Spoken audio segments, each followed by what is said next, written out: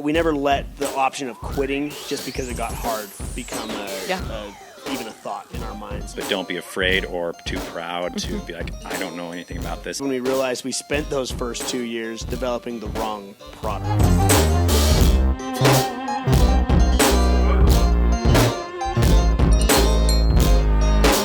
This is episode number 10 of So You Want to Start a Business. And we're sitting down with the owners of Infuze Hydration. We've got Danny and we've got Ben. So first of all, why water bottles? What is your guys' draw with water bottles? That's a question, honestly, no one's ever asked me. Oh, great. Well, we're making you think outside of the box today. I never grew up thinking I was going to own a water bottle company, nor was I ever obsessed with water bottles. But I did always say when I was a teenager that if I could choose a dream job, I wanted to own an outdoor product company. Nice. And my role would be making sure that the equipment worked by just going out and testing it in the mountains. Heck yeah. Motorcycling, four-wheeling, hiking, fishing. Like, that's all I really wanted to do for my job. But then I'd always say, but that job doesn't exist, so I'm probably going to be a teacher or something. You know, that's really cool, though, because you, basically created it in your own mind, and then you, manifested it later in life. There was, that moment where we sat down, and I was like, man, I am doing what I one time kind of said I wanted to do. That's exactly what I'm doing. That's so cool. I like that. So I think we need to know, what does your water bottle do? Obviously, first and foremost, right? Probably at that demo point. So okay, great. What you got is you've got the flavor. Okay. And the flavor goes into the cartridge. Beautiful.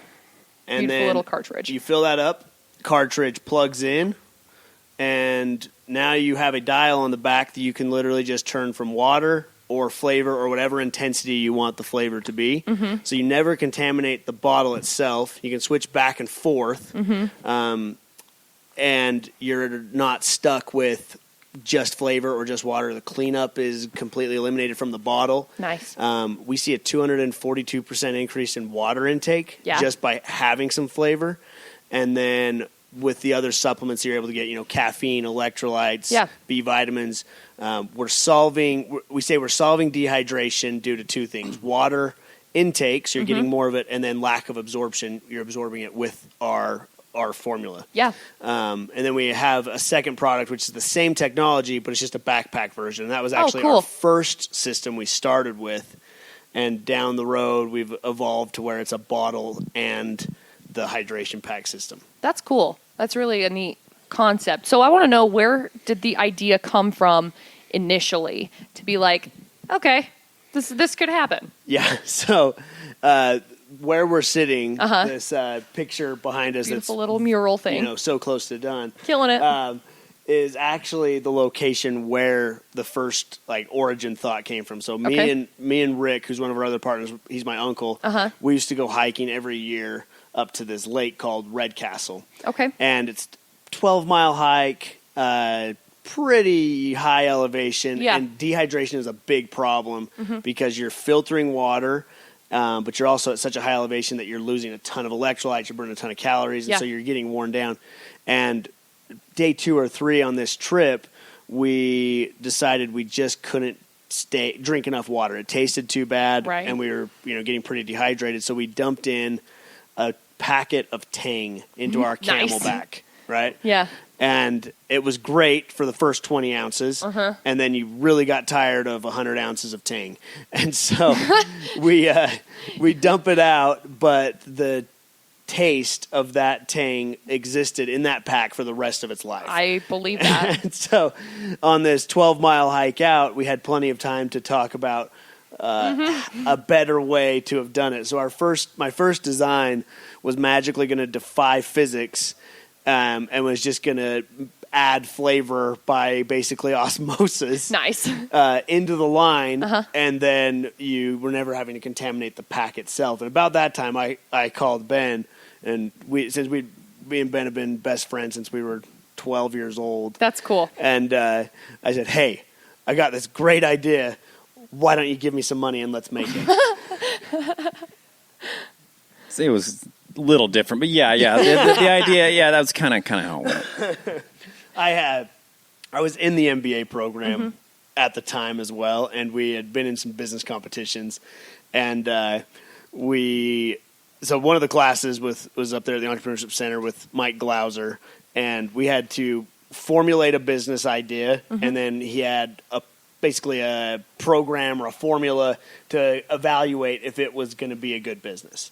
And as we started running through the analysis, all of a sudden our score was super high. Like we were at like a score where it was like, why doesn't this business already exist?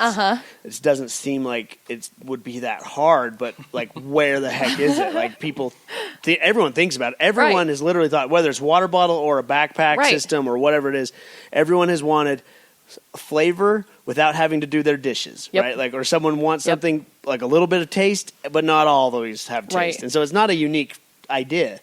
So we were running these analyses. We started taking them into some business competitions, and we won these competitions. That's crazy. So I won. This was kind of by myself at this point. I won $20,000 between 3 business competitions, all up there at the university. We also went down to the U, and there was one like state sponsored one, and we'd enter the competition and we'd win it. Like, it was, that's cool. We kind of got I got a little cocky about our ability to win competitions at that point. But I also didn't understand why it hadn't been built. And at this point, all we had was 3D printed prototypes that had no possibility of working, but the concept was winning these competitions. So it was at this point when I called Ben up and I said, hey, I've got this idea. I actually think it's worth something. Are you interested at all in jumping on board with me? So he was the first investor, which I don't know if he truly knew what he was signing up for at that point. Well, I figured the amount of money I gave was worth the risk. Whether or not it was true. Yeah, you got a good valuation at that point, that's for sure. And so this was 2015.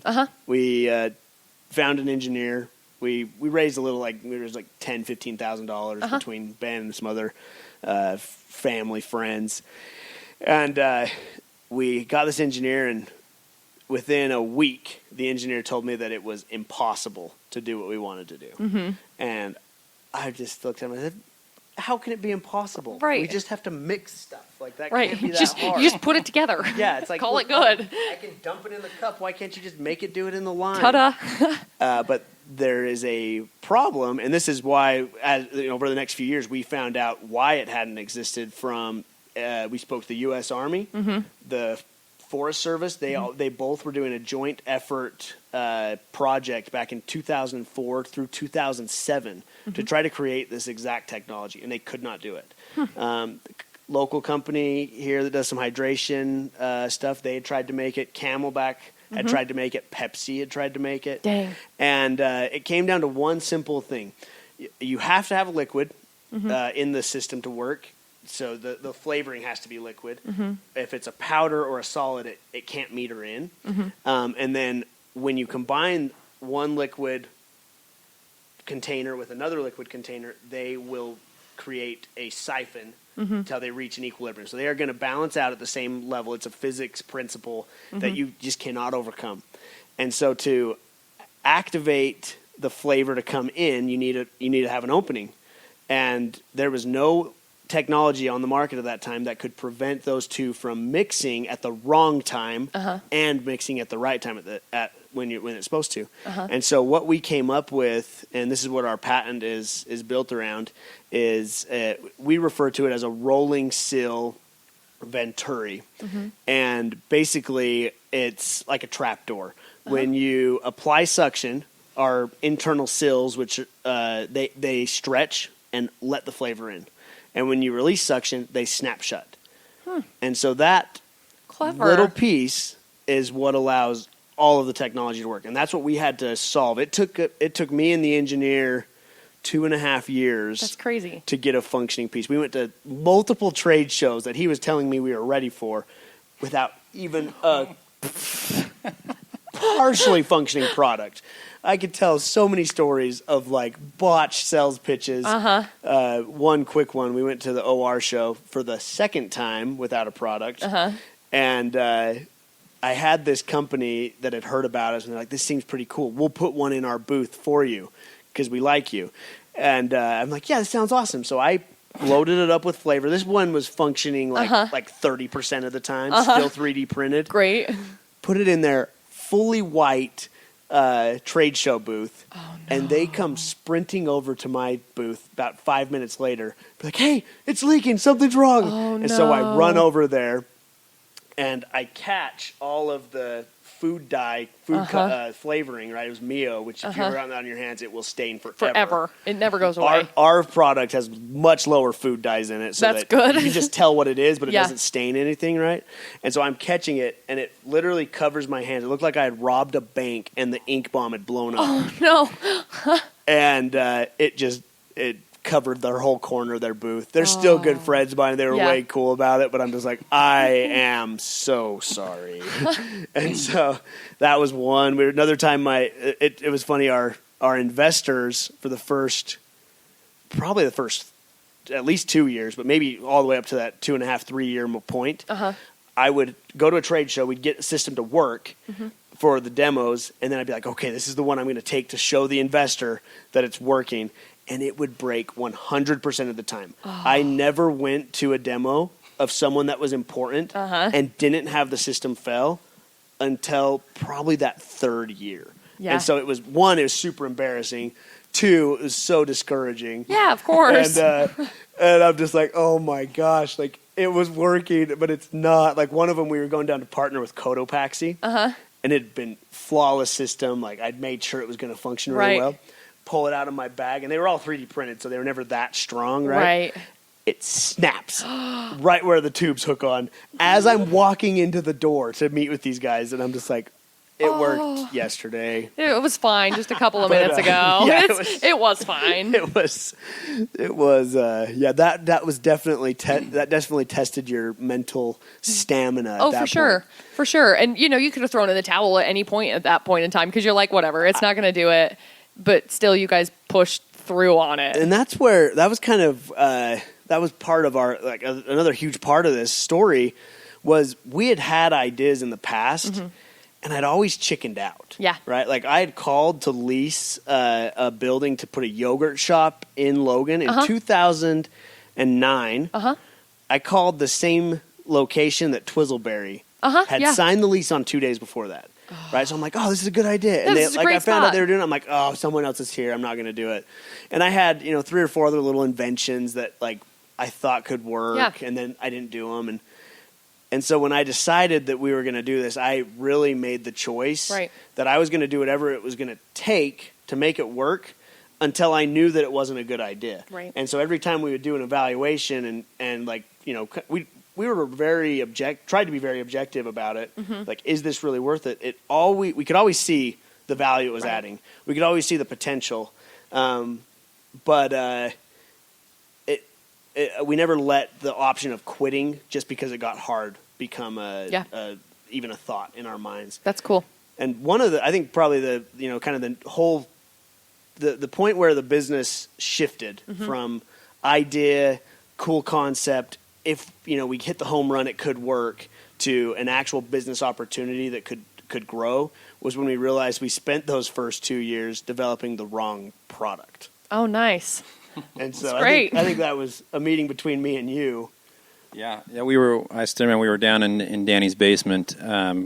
We had made the molds for the first product, the backpack hydro, and we were still working through what materials to use for the seals and the patented technology inside, because that still became, that was still a process. We hadn't finished anything yet.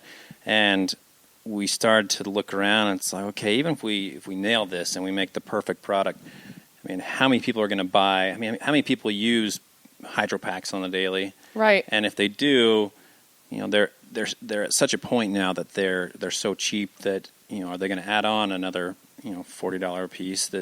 We weren't sure. Right. I mean, the really dedicated, mountain biker, hunter, hiking, military, those things were, those are the people that would actually use it.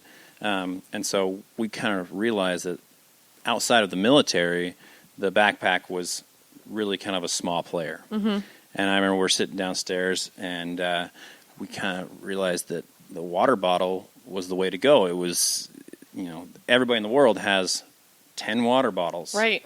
And, everybody keeps buying water bottles. Even if you have one. You buy another one. It's like, look, this one's blue. This one's blue. That's how it goes. This one will match this outfit. Exactly. And, I have friends that, they come and buy water bottles from us now. Like, well, I bought a blue phone case, so I'd like a blue water bottle now. Right. And I'm like, match your accessories. Exactly. You make everything look perfect. Yep. But yeah, I remember sitting down in Danny's basement. It's while we were also doing baked. So baked was one side of the basement, and Infuze was the other small little corner. Assembly, Nice. And I was like, I just don't know if it's big enough. We might have to chase something bigger. I mean, we can dump all the money in the world into it, but if our sales at the end of the day are just this small, right. I mean, it's just not going to be worth it. So we didn't necessarily scrap it. Mm-hmm. We were about ready to kind of put a pause on the hydro, and that's when we started finding military interests and spoke to the right people about that. But it was the water bottle that were like, okay, well, if the technology works in this, it'll work in a water bottle. Mm-hmm. And if we make a water bottle, everyone in the world wants a water bottle. And if it's a game-changing water bottle instead of something that has been around forever, because this the Stanley thermos, the green and silver Stanley thermos has been around iconic. Since, it's iconic. It's our grandpa's grandpa had one in 1905, and the vacuum insulation has not changed at all. And that's what all these new water bottle companies have done, is this same technology, and nothing's changed. Yeah. It's the exact same technology. They put really cool marketing and colors and designs on it and send it out the door. And I mean, props to them, because they've done a phenomenal job with growing something that they didn't reinvent the wheel. They didn't do anything. They just painted the wheel and kept it rolling. Yeah. Look, it's still mine. Yeah, exactly. Right. I think that's the really cool thing, because people don't, for me, I know, I try and increase my water intake, and I'm like, oh yeah, I'll just drink more water, but then it's like none of it is retained. And so having your guys' little flavor things are really, really cool. I think that's a really cool concept. So I want to go back for a minute, because you talked about how you had different business ideas before. So is that something that you think you were born with? Have you always been entrepreneurial minded? Have you always thought, oh, I'm going to start a lemonade stand. Oh, I'm going to go out and do this kind of thing. I've always had ideas. Right. But I think everybody has ideas. Mm-hmm. When I was in my first years of college, I didn't have any interest in, I didn't think I had interest in running a business. Mm-hmm. I just wanted a steady job. But then at the same time, I was running a landscaping company, because I realized I could go work for $10 an hour somewhere, or I could go buy a lawnmower and make $50 in an hour and a half. And so I always saw the opportunities there. But part of what I've learned in all of this is the skill set that it takes to be an entrepreneur, in my opinion, is a very similar skill set to what it takes to be successful in any job. Really? So I think people can learn how to run a business. Yeah.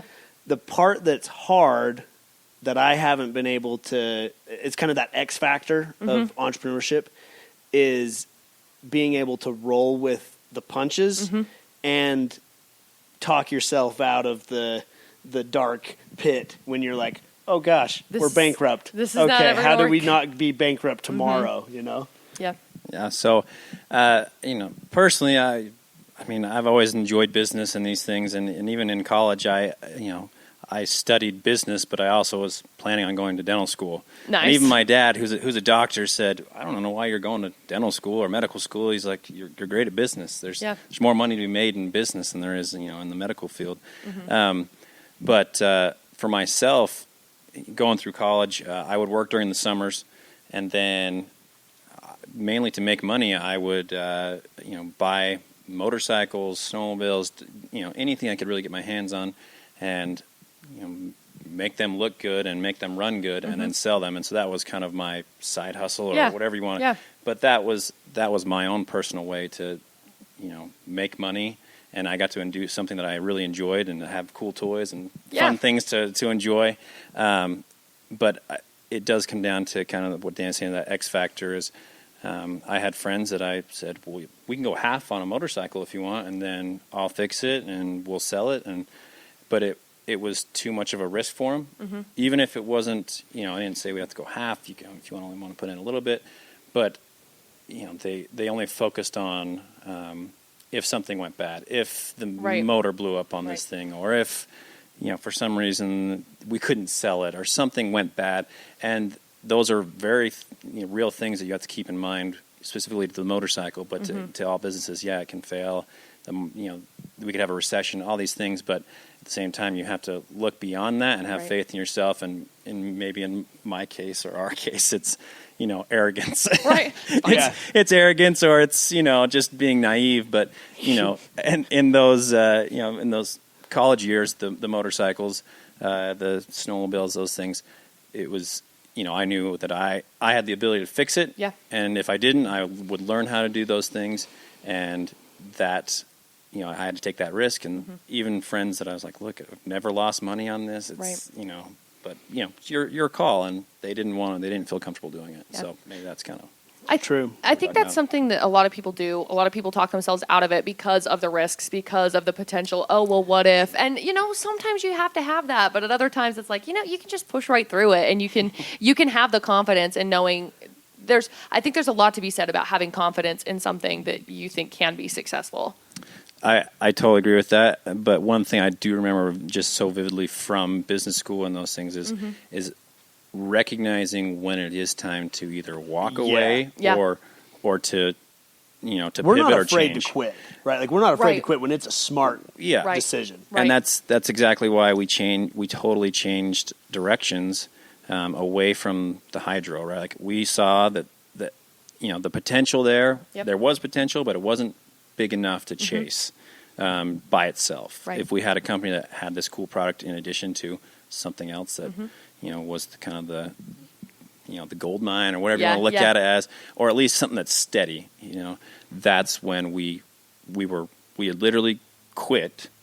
I mean, we had said, all right, we're going to put this 100% of the dollars is going to this. Yeah, 100% of the dollars is going to go to the water bottle, and we totally put the brakes on the hydro, the backpack version, and that was us making the decision that it's just not worth it. Yeah, it wasn't a quitting like, oh, this is too hard. Right. You have to also take into account all things around you and make a smart decision. Yeah, it's just a shift of focus, really. Yeah, that's what it turns into. Well, and speaking in that term along those lines, we about that same time. So this would have been the end of 2017, first of 2018. The hydro had been put completely on hold. We were finished. What we were going to do was finish out the orders that had been sold, but we weren't going to spend any more money on assembly or anything for the hydro. Mm-hmm. And then we met a guy who had a connection to a military base down in Georgia. We jumped on a plane. We're like, well, let's go see if there's some interest. Uh-huh.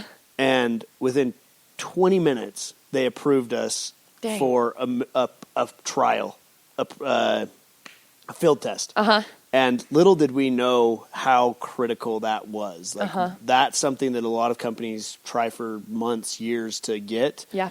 And we literally walked in, walked out. We're like, well, that's kind of cool. And while we're in there, the hydro at that point was refillable, right? So you had to fill up the flavor. Same with the cartridge on the vessel.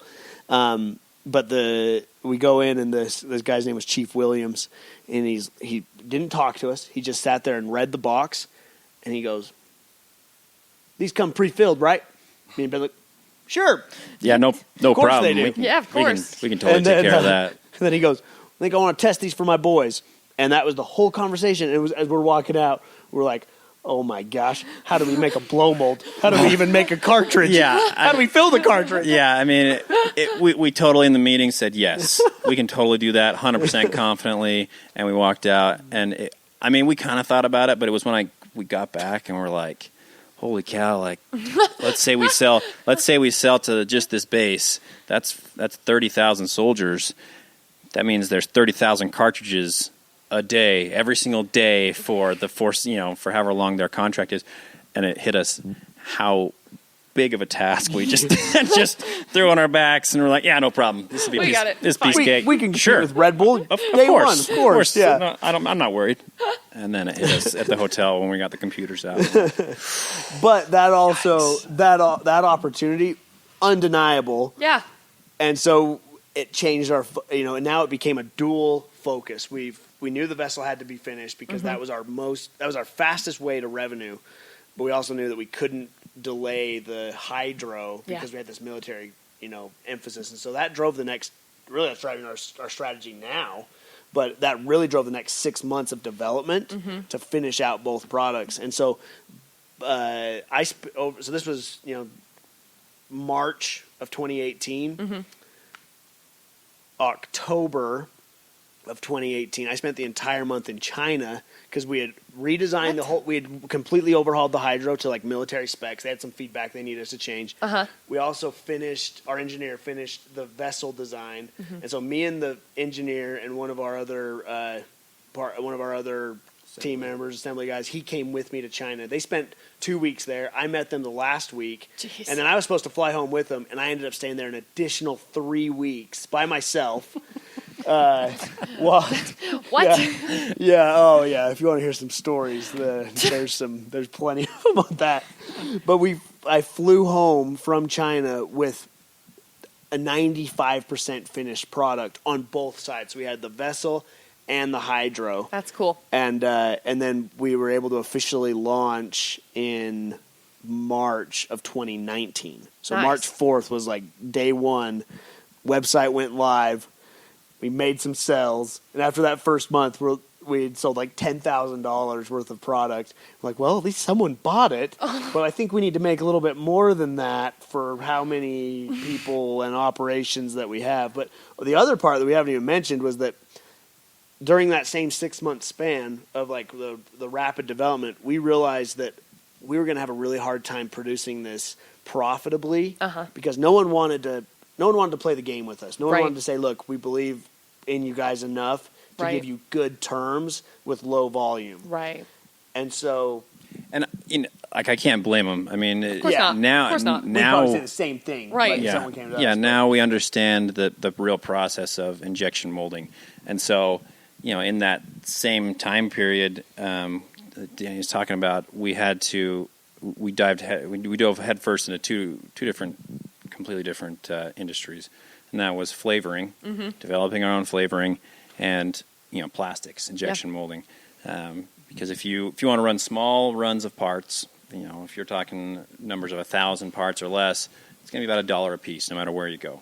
And that's because of the cost and the time. And and so, there's how many parts in the? In each system, there's 24 in the vessel, 26 in the hydro. Holy cow. So there's 50 parts total that we produce, and then there's some other off-the-shelf parts. So there's 57 components that we had to figure out how to make or get, and no one wanted to do a run of so let's say you wanted 100, let's say, to test. Yeah, so now each system costs $27 to make, and you're trying to sell them for $35-$40. Right. You can't, there's no profit. Right. And that doesn't count the thousands of dollars we spent on 3D printing per system. So like one 3D printed piece was about $1,500 to $2,000. So like we just were like, how, like it works, the opportunity's there. Right. How do we do it? And I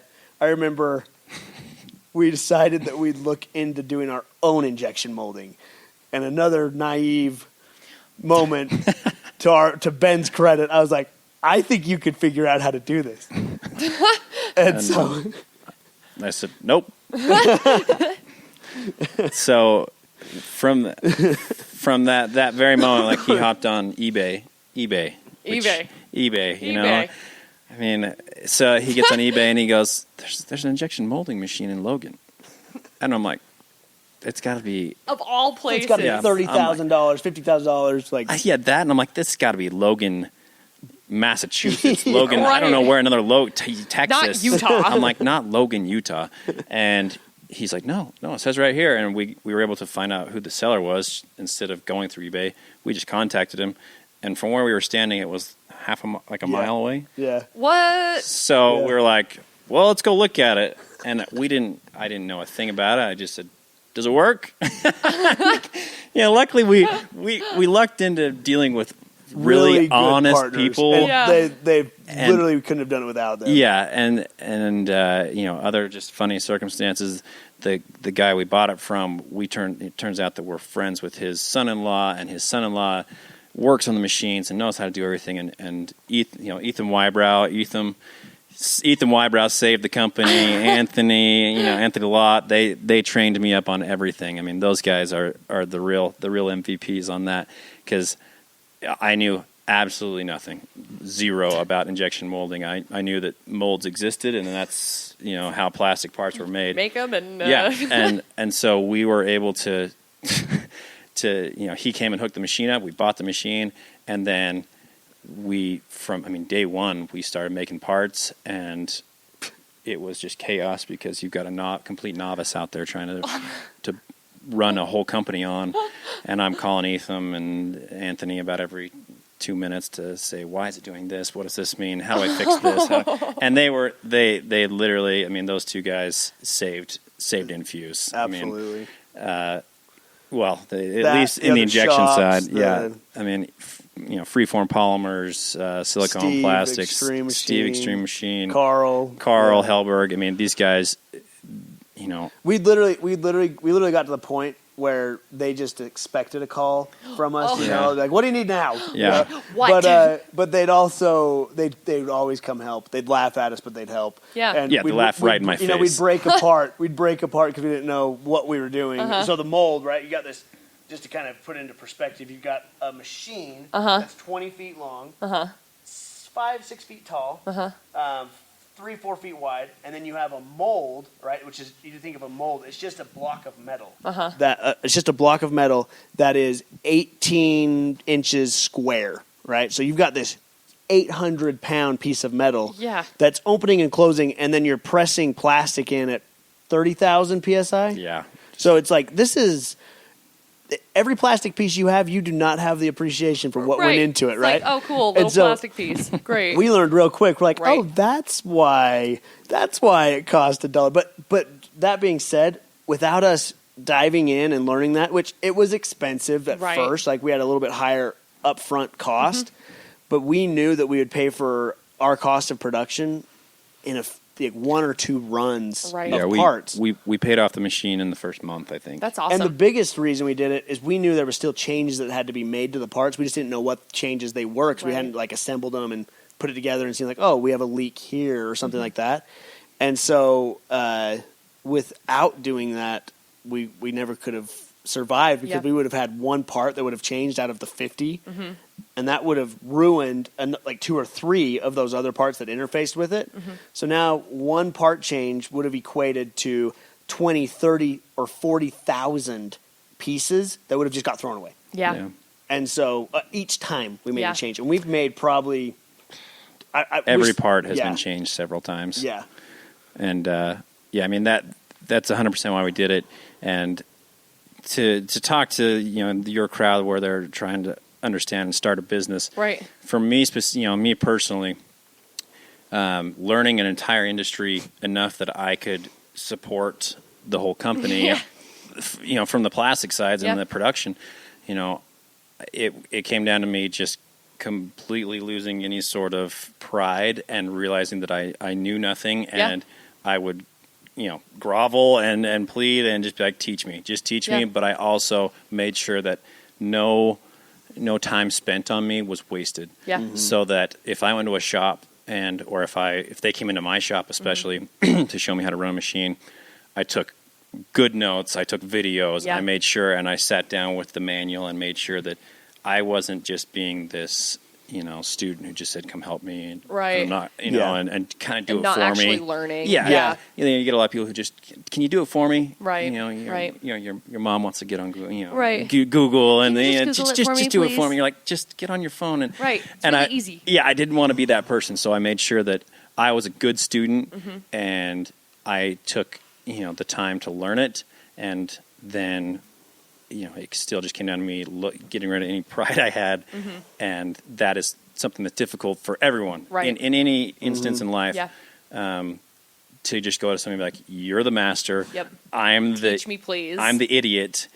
Please teach me. And that's painful at times because you want to walk in and be like, oh, I know what I'm doing. Right. Especially, walking into these machinery and these tough guys that are just, they've been doing it for 30 years. And I'm like, hi, I'm Ben. Can you teach me how to turn the machine on? I don't know. Is this the right button? Is this on? Yeah, it's just on, it's just, so that's something specifically that, the lesson I've taken away is you should lower yourself and be humble about what you do know and what you don't know, and don't waste other people's time when they're willing to help you. Yeah. And we try, we owe every one of them more money than they've ever charged us or more money than they've ever because a lot of time they've done it for free. But it's like one day they're on the list. One day we will make we know we couldn't have done it without them. And I think that's true with any startup. Absolutely. Right? Like we were having this conversation about how do we get to that point where we're profitable? Right. Well, let me back up one step. There's different types of startups, right? I feel like we have what I would consider more of a corporation startup, right? Something that has the potential to be big. For $5 to $10 million plus, right? We feel like we have a lot higher potential than that down the road, right? But like if you're looking at a business opportunity, like this is going to be $5 to $10 million, I would consider that as corporation level. Like you need to have structure in place, plans in place, and milestones to get there, right? Then you've got like your small business level, and that is something that is 1 to 5 employees that you can do $500,000 to $5 million, right? Operation wise, it's pretty similar. Structure wise, can be pretty similar in something along those lines. And then you've got your side hustles, right? Side hustles, in my opinion, are the things that every single person should be looking at. Absolutely. And evaluating. And the only thing you have to evaluate on that is it's not like, oh, am I making a big profit? No. You just have to say, is this worth my time? Right. Like my wife, she wrote a book. Nice. Because she is super passionate and super knowledgeable about nutrition and like young child nutrition. So she wrote this book that has all of her like recipes in it. And we knew that it was never going to make millions of dollars. Right. But it's something that was satisfying and something that fed the soul to be able to get out there, to create. Exactly. And that's so important. It's so important. And honestly, like she sold them. She sold I think she probably sold 40 or 50 books. Nice. Right? Yeah, that's way nice. It easily paid for the expense we had into it. It didn't pay her necessarily for her hours that she put into it. Right. But now if she, when she writes her second book or when she decides to do whatever other side hustle she wants to do, she now understands so much more about it. And so I think that's the other part. We're talking about the risk. Like people are like, oh, I'm going to put my $500 in and I'm not going to get $10,000 back. It's like, if you put your $500 in and get your $500 back, and it's something you're passionate about, right? That's incredible. That's great. Right. You can buy a motorcycle and ride that motorcycle all year and sell it for the same price you bought it. Why would you not? That's a good investment. That's a good side hustle. Because you already got the usage out of it. Yeah, just because it's not a monetary gain doesn't mean it's not a valuable thing. Absolutely. But if you are going into that small business side, especially into that corporation side, now you have to get very objective. You have to get very granular on not only will this make money, but here's how. And that's when it gets complicated. That's when you need mentors. That's when you need, these people to come in and not just show you like base level stuff, but like, okay, how do I save 1% on our production cost? Because we need that. We need that 1% that's turning into thousands of dollars, you know? I think it's really cool that you guys have brought everything in-house. And I think that's something that's really important to even talk about, because you did bring everything in-house and you brought everything in-house because you were like, it's going to be too expensive to do it this way. So what's the workaround? How can we figure out how to be able to work around it? So you guys make your own flavors too, right? So, well, kind of. We formulate the flavors. Beautiful. right? So that's one of those things that it takes really specific equipment, and it's literally like a chemistry equation, Beautiful. Right? So the formulation of the flavors themselves, we knew that was out of our realm, right? That's like just the facilities on something like that. You're looking hundreds of thousands of dollars, right. millions of dollars right. easily if it's big. And so we found some great partners, some on the East Coast, some here locally. Local one's a company called Foodarom. Another one that helped us a ton is a company called Six Nutrition. And they were able to create the formulas for us. And then, again, this was something we're like, okay, how are we going to fill these bottles? Yeah. And we'd go to these factories and they're like, we'll give you a pretty good deal if you'll do 1 million of them with us this year. And I'm like, I would love to commit to that. Right, but how about committing to 200? 200, not 200,000. No, right? just 200. That's it. We were kind of panicked about how to do it. Yeah. And I was talking to Six Nutrition, and I was telling him kind of our dilemma. And he's like, "What are you talking about?" And I'm like, "I can't afford to make these. Like, how do I do it?" He's like, "Oh, follow me in back." And he showed me their setup they had. $150 piece of equipment. Created it's a pneumatic filler. You can buy it on Amazon. FDA approved. Nice. Literally, we spent probably $1,000 in setting up our facility to be an FDA approved food manufacturing facility. That's so cool. And then I could hire in my cousins and my aunt and my mom to come help me. Nice. They come after work and they fill for about 6 hours a week. Yeah. And we get thousands of bottles out of it. That's amazing. It's like we never could have done that if we would have gone the do it through partners route for everything. Right. And eventually, when we get to the point where we're doing too many flavors that they can't keep up with, or we can't buy 3 or 4 more machines and we can't keep up, now we have that volume where we can go to, they call them a fill house, right? We could go to a fill house and do the millions of bottles a month or a year. Yeah. But until that point, it's like, I'd rather employ people we care about Absolutely. than pay a business to Right. do something that we can do ourselves. Yeah, So. Absolutely. So I want to talk about your guys' goal setting, because I've been big into like understanding how people set their goals, and like if it's a physical thing, if it's you write it down, if it's I meditate on it, I visualize it. What do you guys do for that? How does that go? Yeah, Ben, what do you do for goals? You just kind of wing it. Winging it's great too. Well, on my side of things, it's a little different, because my goals are make sure the machines run and Right, make sure go. that there's parts being pushed, into the hands of the assemblers, and it's not as, I don't know, in my specific realm right now, goals aren't so much a very easily a defined thing. Right. Mine is make sure that we never have a hiccup in production. There's always parts to be had, and also that my chain of supply chain is flowing.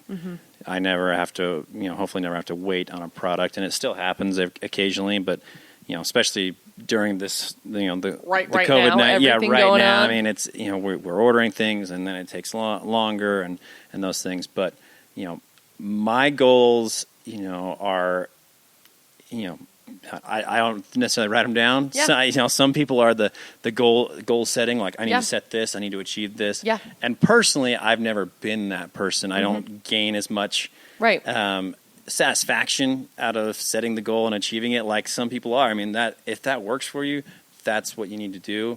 That's great. Yeah. I think everyone needs to find what it is that motivates them. Absolutely. And some things work for Danny that doesn't work for me, and vice versa. Yeah. Something small that I decided was, our inventories, to build up the inventories so that we have a better safety net, is instead of running, because you have to run the molds, and there's just a certain time frame that it takes to make, let's say, 5,000 parts or 1,000 parts, and there's nothing you can do to make that any shorter. Yeah. And so you have to set aside that much time for that part. But I wanted to make it so that I was doing larger runs, and so you have to slowly build up your inventory to have more time to afford to run these bigger runs. But that does give you more protection if we have a mold break or something happen that is unforeseen. You have more cushion, and so that was my goal, is to, instead of running, and it, specifically it was runs of 5,000 parts, I want to make it 7,500 parts, so that we are safer out there and there's not as much rush. Yeah, it's like more of a planning side of, of it. And that's, it could be, it's a planning as much as. And I think the reason I put Ben on the spot there is that we've had this conversation a lot, right? Because internally we'll say that goals don't matter, right? Don't shoot me, all you goal setters. How dare you, right? But the reason is that for us, we don't really find satisfaction in the completion of a goal, right? Right. Like other than relief, right? Right. We It's find like, relief, we did it. Oh, Gosh great. dang it, we pulled it off, awesome. right? How did it happen, right? And then it's pretty short lived. Yeah. And so as I've been thinking about this a lot, what I've found is that what people are really searching for when they say I'm setting a goal, is they're looking for satisfaction. Absolutely. Right? They're looking for a feeling of achievement that comes on an individual basis. And the most important thing is that you recognize how you achieve that, right? Yeah. So I'm not a checkbox kind of guy, right? Like, it does not give me satisfaction to check the box. My wife, she loves having the list that she can check off, and it's great, right? But what I have is, I kind of refer to them more of like, instead of check boxes, I have milestones that are very fluid. Right? So I'll say, look, we're going to get, like, our goal for the business, we wanted to hit $1 million year one. Yeah. Right. We also said we wanted to hit $10 million year one. Right. But we realized a few months in that wasn't going to happen. So we're like, look, $1 million, like, this is what we know is a very critical point for a business to stabilize. Right. And so we're like, let's do it in the first 12 months. Yeah. Then 12 months came, we were short. Yeah. But we hit it in 13. Nice. Right? So we hit it. It took one more month. Yeah. I was not at all upset that How it was dare 13 months instead of 12. I'm so upset that I didn't hit it. Yeah. It's $1 million. Yeah, it's $1 million. That's amazing. Year one That's of incredible. real sales. Yeah, we were pretty happy on it. And the other interesting thing that for the question is we do see the value of having a goal or a vision or a milestone or whatever it is to be working towards.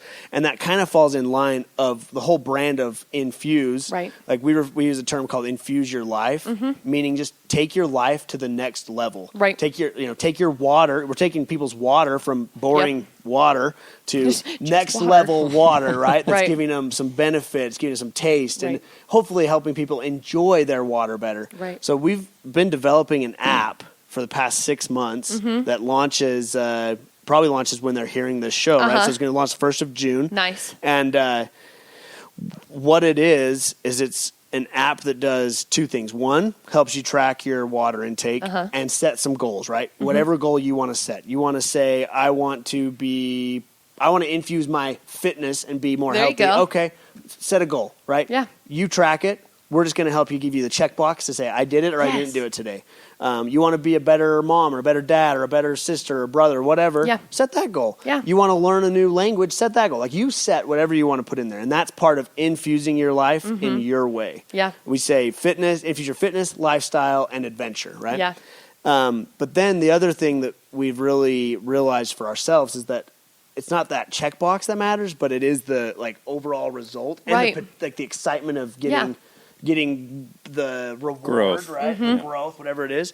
And so we're going to be doing these monthly giveaways through the app for iconic water destination trips. Nice. $3,000 to $5,000 per trip, all expenses taken care of. You just go and just infuse your adventure and enjoy what's going on.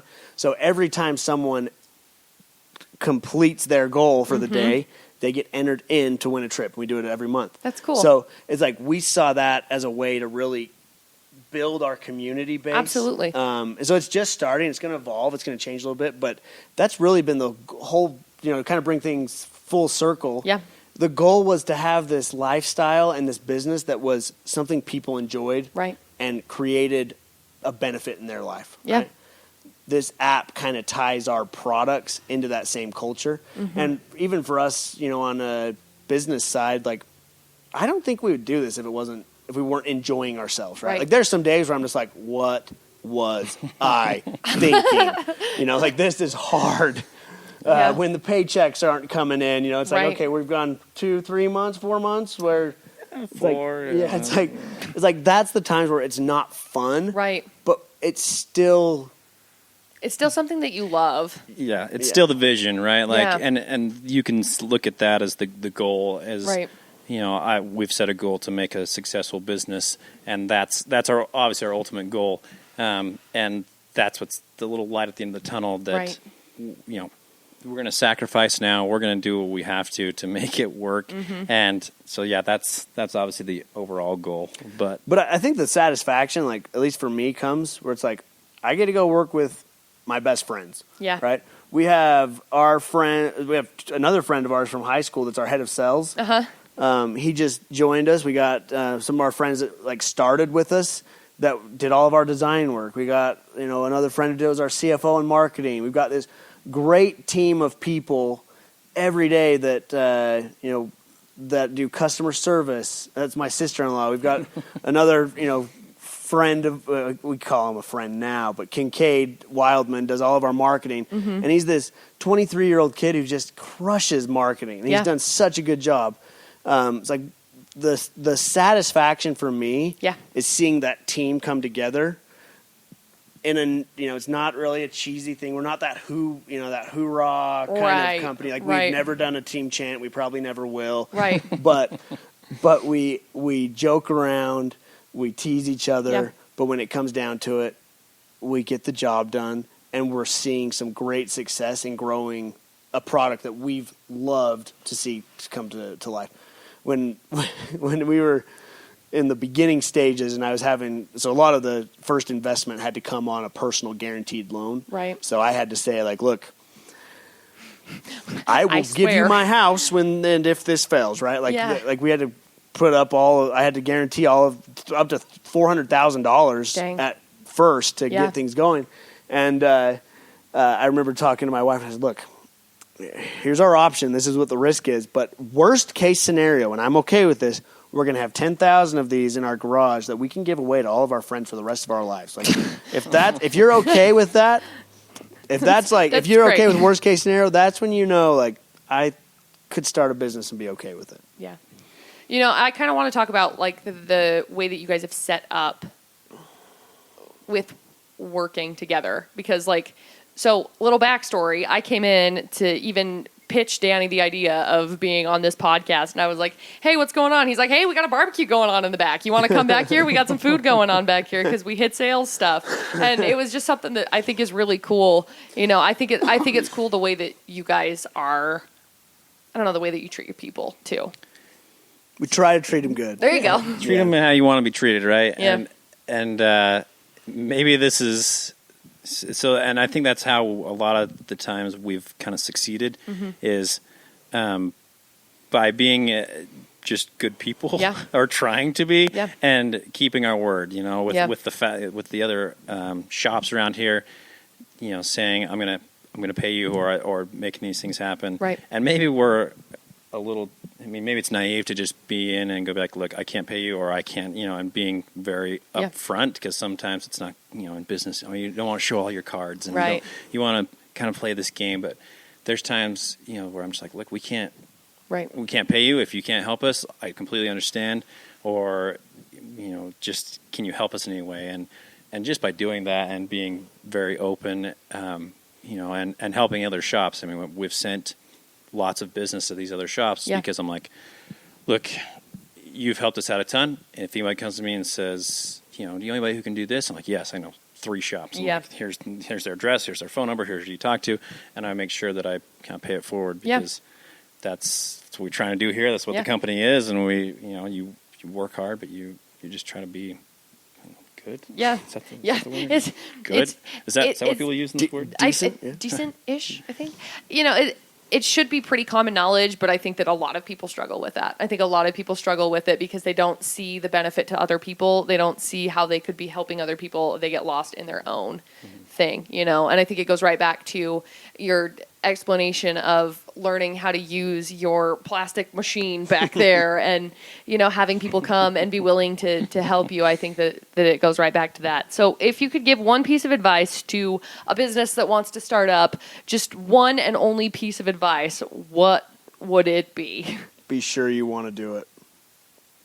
And if you can be certain that you want to try it and certain that you're okay with the worst case scenario, right? Like I said, like my wife, she knew she wanted to write the book. Yeah. It didn't matter what the results were. Yeah. I knew that I wanted to give this a go until I knew I didn't want to, right?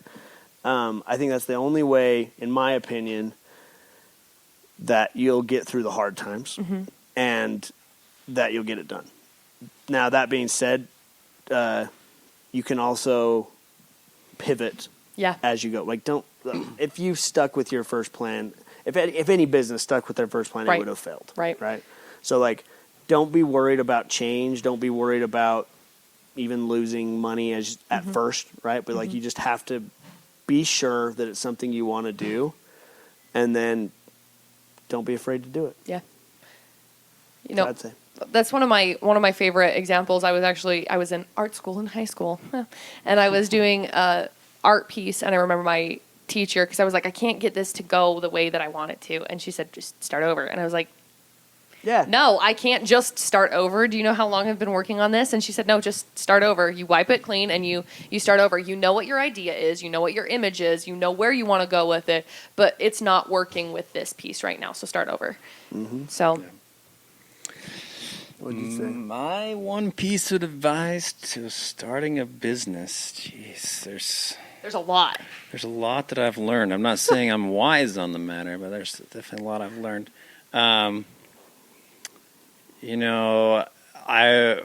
would go back to kind of what I was talking about in diving into the two different industries, because we dove into plastics and flavoring, and we knew nothing about either one. And then within a very short amount of time, we were very familiar with. It's the same thing with baked too. Like me and Ben and one other partner founded baked cookies in 7 days. What in the news is going on? So it's like, but it's the same. I think you're getting to the same point. It's like we've immersed. Yeah, you totally have to immerse yourself, and you immerse yourself, and you take the time to learn what you don't know, and really understand what you don't know, and reach out for help, but not as, please give me help. Yeah. And just walk away. Like, you ask for help, you be a worthy student, and you take the time to learn those things, but don't be afraid or too proud to be like, I don't know anything about this. And even if it's some part of business that you don't understand, that everybody thinks, oh, you should be able to understand that, like the actual forming of a business, forming an LLC, forming, doing your taxes. Like, there's all sorts of things that people have no idea how to do in a business. Right. That most businesses don't know how to do that either. Yeah, exactly. And so you have to reach out to those that will help you and pay them, or to just and be honest with those people. Yeah. But that's you have to immerse yourself and reach out for help when you need it, and recognize when you need that. Yeah. So where can people find you guys, social media-wise, etc.? Yeah, so just go to online. It's just infuseyourlife.com with a Z. With a Z. And then social media is just Infuze Hydration for everything on there. And so if they follow us on there, we'll get them a ton of, they'll always see any promotions or anything like that. But we'll give them, if they just want to use the code, we'll do McCall 20. Okay. Any of your listeners will get 20% off at any point that they listen to it. So that'd be awesome. We'll make that. That'll give them a little discount there on it, and then and if you're local, come into the shop. We love seeing people come in. We're happy to show you around if you want to see it, or just we do have about that same discount in store. It's 15% off in store if people just come in. Cool. So that'll be awesome. And then what is the app going to be called? It'll be called Infuze Your Life as well. Okay, so awesome. It'll be on all Apple and Google Play. Cool. And then anyone that purchases from us, we'll help walk them through how to set it up. Awesome. But you don't actually even have to purchase if you want to just infuse your life without an infused product. Download the app. Make your account. You'll automatically be entered in for those same giveaways. Heck yeah. You just won't have the benefit of 240% more water and hydration Right. and deliciousness in your life. Seriously, But, I'm not you even can kidding. choose that. I started drinking with my water bottle yesterday, and I had like 4 of them. And I was like, hey, look, there's so much water. That's awesome. Cool. Anything else you guys want to add on to this? No, it's been awesome. Yeah, we just want to thank you for Awesome. letting us be here. And Thank you for letting me come to your place and do this. Cause well, it's a big problem. So Awesome. it's a dirty job. Well, thank you guys so much for taking the time out of your day. And this has been So You Want to Start a Business, episode number 10. Nice.